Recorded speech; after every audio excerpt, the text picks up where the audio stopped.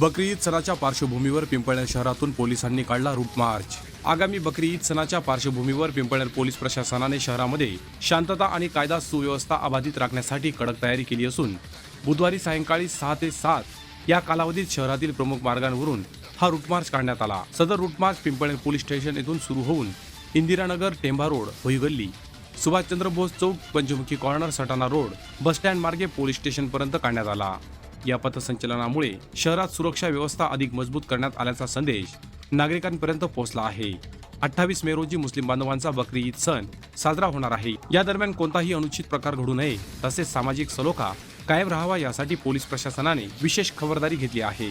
यावेळी पिंपळनेर पोलीस ठाण्याचे सहाय्यक पोलीस निरीक्षक किरण बर्गे, पोलीस उपनिरीक्षक भूषण शेवाळे, संदीप संसारे, ईश्वर सिरसाट यांसह पोलीस अंमलदार, गृहरक्षक दलाचे जवान या रूट मार्चमध्ये सहभागी झाले होते।